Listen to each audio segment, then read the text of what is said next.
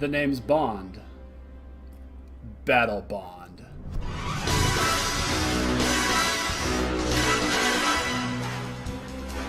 Oh, come on! That's kind of funny, right? What's up, everybody? This is Alex, and it is time for another desperate raving and bad James... No. Good James Bond joke. That was a good one, and I'm sticking to it. I want to talk about Battle Bond tonight. And Battle Bond, if you're not aware, is another one of Wizards' multiplayer-focused supplemental products that they put out a few times a year that typically throws a spin on the traditional multiplayer format. So we've had things like Conspiracy 2, Take the Crown Electric Boogaloo, Unstable from last year. You can even count the Commander products as sort of this supplemental release here. And what Battle Bond wanted to do this time was really put an emphasis on Two-Headed Giant. You know, with every pre-release that we've had since Battle for Zendikar, Wizards has really been pushing to have Two-Headed Giant events take place at your pre-releases. And so this was a set to really kind of drive that point home. And we've seen more and more sets sort of be designed with Two-Headed Giant play in mind, and Battle Bond here kind of takes that to its logical conclusion, for better or for worse. And I was really excited about this set when it was first announced. I like Two-Headed Giants. I like, casual multiplayer formats for, the flash and the pan that they last for me, because typically I'm on to, looking at other things usually. So I was excited about this, and I was excited to see what was going to happen. And there's a lot to like about this set, and a lot to, praise WotC for what they did here, but there's also equally a lot of negative to look at this set with as well. So I'm going to break it down into two halves. I've got a couple points here written down in front of me, and I'm just going to kind of break down my thoughts on Battle Bond and what I think went right and what I think went wrong. And by all means, I'm curious to hear your guys' experiences with the set. Did you like drafting it? Was the gameplay fun? I want to hear about that. So don't forget to put that down in the comments, and post over on the Facebook page as well to tell me your thoughts about Battle Bond in general. So let's focus on the positives first. There's a lot of positives to focus in on here. If you know me, you know that I love to draft. I adore drafting. I don't get a lot of chance to play really, usual like 60 card Magic. So when I can play 40 card Magic, I am all over that. And so the draft environment was probably my favorite part of that. Drafting in general is my favorite part of drafting. And so to sit down at a table of 16 people, 8 two-person teams, and have 4 packs in front of you, and then open that up and just go, I don't know what I'm doing right now. I mean, obviously you take the mythic rare out of the back of the pack, obviously, because it's really good. But what do you do from there? That was the big question on everyone's mind. And I think that players of all skill levels and interest when it comes to Magic were really rewarded regardless of how well they knew how to draft. I mean, on my end of the table, a couple of the more experienced drafters, including myself, were kind of like, okay, we can see that there's going to be a blue-white control deck and a black-red aggressive deck, and so we can kind of like navigate the packs that way and go from there.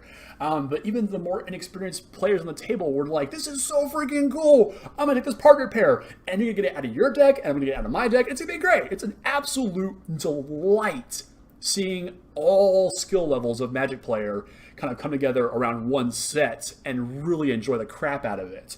And Wizards kind of held your hand a little bit by building the set around the allied colored pairs. So the gold cards were all in allied colored pairs. The dual lands were all in allied colored pairs. So that kind of gave you a framework of how you wanted to build your deck.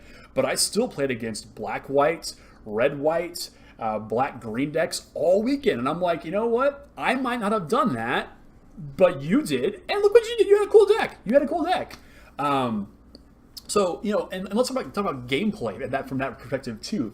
So much fun. How many times have you been in a Two-Headed Giant event and your opponent or yourself are stuck on lands, drawing no lands, drawing nothing but lands, but all of a sudden your opponent's like, hey, can you tap some extra mana and help me cast this giant board wipe or this giant dragon? You're like, oh my god, let's do that. And you do that, and the assist mechanic really brings you two together in a way that I've never really experienced Two-Headed Giant Magic. Typically it's just two people playing, but this way the decks being separate really felt like a whole. And even when you were able to play one of the partnered pairs, and you can go your opponent, or maybe your opponent if you're feeling nice, but your teammate can go and get the other half. as long as somebody didn't take the other half out of the pack before you. God, that made me mad. But it was so cool, and it felt very much like, two challengers are entering the battlefield at the exact same time, and just the way the set was structured, the cards, the thematic elements of people battling out in this giant Pokemon-esque arena, just absolute dynamite. Loved it. Loved it, loved it, loved it. And of course, you can't talk about a set like this without talking about reprints. True Name Nemesis, Doubling Season, that's about it. Oh, land tax.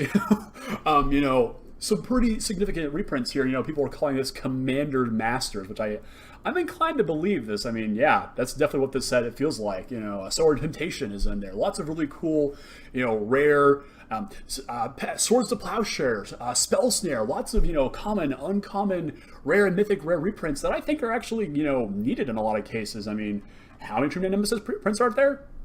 One. And now you get it in full, and it's worth $300. So there's that. That's fun, right? So reprints, always really cool here. And, with the frankly lackluster reprints that Wizards have given us from Masters 25, from this year, Trade Redemption, anybody? Revisit those old episodes, guys, and you'll hear me rant about how bad those were. It definitely feels like Wizards is paying attention, and it's nice not to have to shell out $9.99 per a pack of Battle Bond. That's nice. That's good. And so there's a lot to praise Battle Bond for. I love the art. I love a lot of the cards. I'm going to get some flack for this, but I'm typically not the biggest Commander player. But Pure and Toothy Imaginary Friend, sitting over here on the desk. The deck is coming. The Commander deck is being built around them. I love what they did with this set. It just feels so it's not all doom and gloom. Nicol Bolas blowing up Amonkhet or anything like that, or Dominaria's timeline being completely obliterated by Bells and Lock. It's a good, clean, fun game. And that's what it just felt very, very bright and very exciting. Even the black cards had a very sort of bright nature to them. So yeah, fantastic draft environment.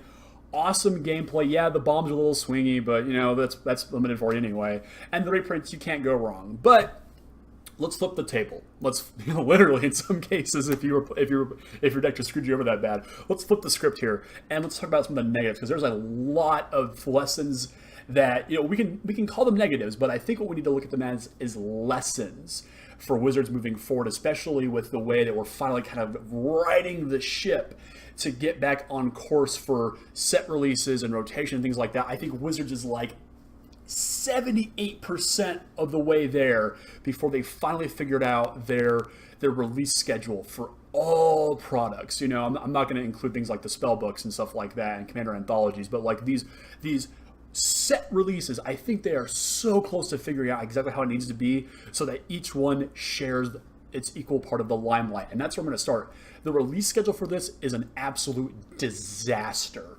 The preview event that I played on was a Saturday, was the same day as the Pro Tour. And that might not seem like a huge deal. It's not. It really isn't. If you watch the Pro Tour, go watch the Pro Tour. If you don't play this, go play this. The problem was, typically, you're going to see all kinds of announcements and hype during the Pro Tour of, upcoming products, buy Dominaria, buy Dominaria. You would have thought there would have been at least, I don't know, one ad to say, hey guys, Battle Bond comes out next week. Go and check it out at your local game store. Silence. Not a single mention of Battle Bond was made. And I get it. You can't hype Dominaria and then I'll say, hey guys, there's something coming out soon. You need to check this out now. There's a little push and pull. I get that. I get how marketing works. But yeah, it's weird that it was the same exact day. Even the actual release day was on the same day as Commander Anthology 2, which, if you are a casual Commander player, all of a sudden your budget goes, oh man, I can't buy this box and I can't buy this other box and draft. I mean, yeah, budgets aside, but it's weird. It's a little bit weird, and I guess you have to look at the product releases as individual entities, and you can't really compare one against the other. But it's weird. It's definitely weird, and that's really kind of the biggest thing I have to hold against Wizards for when they release this. Let's see, what was it, June 9th, June 8th? June 8th, yeah. So, Dominaria has been out for just a couple of weeks now. It's a fantastic set. I think it's Magic in its most pure form, and I have loved drafting it. It's amazing. And then here comes Battle Bond, and I think at a decent time. The Pro Tour is over. We're looking forward into the year. You can still draft it. You can still do all that. But out of nowhere, just yesterday, Corset 19 or 2019 or whatever they're calling it, the spoilers started yesterday. So literally 1, 2, 3 days, 72 hours have transpired between the release of Battle Bond, the official release, and the start of spoilers for the next set. It's just like Battle Bond burst into the arena. It's like, guys, look at me. True Name Nemesis is here, doubling season. We are here to alleviate the strain on your wallets. And Corset 19 is like, boom, get the hell out of my way, bro. Nick Bolas is back into his house. Like, where's the limelight, guys? I wish Battle Bond could have its own month. Wizards calls it, hey, it's Battle Bond month, guys. Every Friday or whenever your local game store wants to have it take place as Battle Bond League Night or Draft Night or whatever it's going to be. And you go in and you play some more games, and at the end of it, someone is crowned the arena champion. Ooh, tied into arena. There, that one's free, Wizards. That one's free. There's a champion at the end of the league, and that feels very kind of, the cycle is complete at that point. But no, Corset 19 just like, out of my way. Check out all these sick new Planeswalkers. Check out this sick new buy box rare, which we're not going to get into tonight. That's a whole different story. But yeah, Corset 19 is weeks away. And I just feel like maybe if they had pushed Corset 19 a little bit further into the summer, maybe late June, early August, but then does that conflict with the release of Shadows over Ravnica? Ravnica Shadows? Eldritch Shadows Ravnica? Battle for Ravnica? Whatever they're calling it. It's a little bit closer, to space things out a little bit more. Battle Bond could have gotten to breathe, and the allocation could have been so much greater for the boxes here, because the owner of my local game store, had his order cut in half because the print run was revealed to be only half. And thankfully, the interest in the events actually was not up to where he even ordered to, so he had plenty of stock left over. But still, and that kind of leads us to the biggest problem that I actually only just read about today and yesterday, and that was the actual structure of the events, because nobody knew what was going on here. And this really does tie back into the whole the release schedule again. When Battle Bond was first announced, we only knew it was a two-headed giant format, and whether or not that got you excited is fine.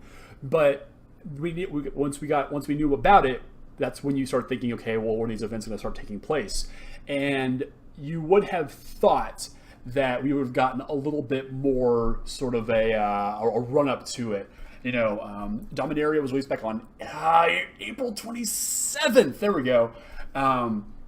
And we need to have a little bit of run-up time to these new things. And so, with Unstable, the Game Nights video series on YouTube, who the Command Zone guys do, they did a whole Unstable event. They had Mark Rosewater and Gavin Verhey, I want to say, actually come on the set and actually play Battle, and then they played Unstable. Why didn't they do this for Battle Bond or somebody, Magic the Amateur Ring, the Professor, Player Community College? Why didn't anybody do a hype video around this and show maybe some deck construction or just some gameplay? Why did nobody do that? Lots of game stores were getting conflicting information about the actual events themselves. I saw a ton of events. We're talking weeks, 2 weeks in advance of the actual preview party that I attended, that were incorrect. Some local game stores were saying, yeah, it's 6 packs for a draft. What? 5 packs makes more sense. 4 packs for a draft, which was actually in the original release notes on one of the articles they posted on the mothership, but nobody goes there.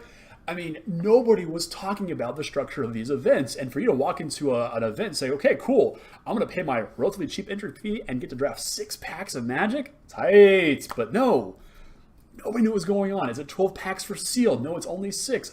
Such utter confusion. And then the biggest problem that I found out today, actually, Reading a couple of tweets. Tristan's son Gregson. If you have been around the channel Fireball scene for a while, you'll know that name. Sort of tweets out there that if you attended an actual release event, you got a sealed 2-card pack, partner pack, for you to kind of like build your decks around. And, that could be kind of like your draft base. And you could say, okay, we got the green-white pair, or not the green, but the black-white pair, or the Planeswalker pair, the red-white, Rowan and Will, Kenrith, and we're going to draft our decks around that now. The packs were searchable.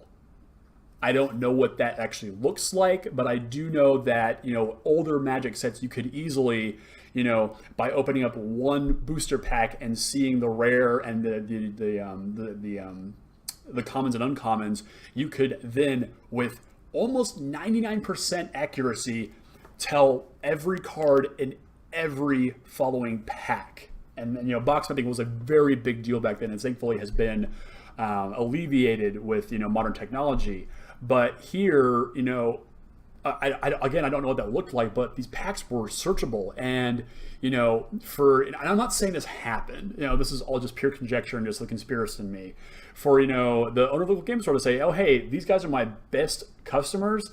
I'm going to slip them Pier and Toothy, Will and what's her face, Rowan, and you guys on the other end of the table get the crappy uncommon ones. Not that they were all bad, but that I'm not saying it happened, but man, to just feel a little bit gypped,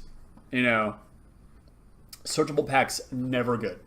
Never good. So I'm not saying, we did it maliciously, but there's just some, there's some real nonsense going on there. And to top it all off, the preview event that I played in did not get that, but the release of day event did.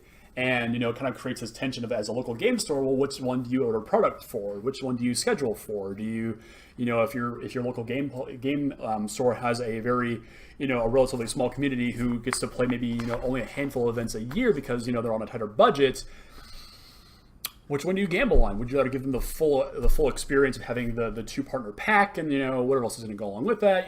There's some push and pull here. And again, just Wizards was not communicating anything, and that's a real shame, because sets like this need to have a lot of support behind them.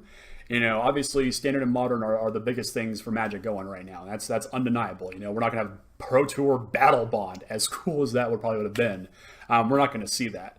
And so sets like this, sets like Unstable, Iconic Masters, need to have a very big sort of unveiling, and they need to have a lot of pomp and circumstance behind them, and Wizards needs to be behind them 100%. It just can't be Gavin Verhey on Twitter saying, guys, it's time for Battle Bond, woo! It can't just be one guy. It needs to be all of Wizards lighting the fires on the mountain, blowing the horn of Gondor, and telling everybody to get your ass down to the Battle Bond or event and battle. It's that simple. Because, like I said, I had a lot of fun with this set, but I'm not going to have it anymore because it's over. It's just that simple. And that sucks. Simple enough.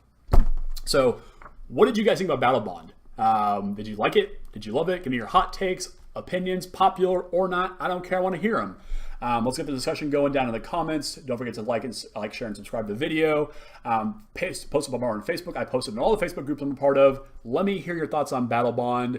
What would you like to see in Battle Bond 2? Electric Boogaloo, Trinity Knights, or whatever they want to call it. Yeah, super exciting stuff, guys. I can't wait for Quartet Set 19 to come out. I'm going to do my darndest to get a limited set review for this one up as well. The spoilers already look fantastic. Yeah. Magic is great right now, guys, and we just need a little bit more oomph behind it. So thanks so much for watching, guys. Have a great rest of your week, and I'm going to go finish this Commander deck now.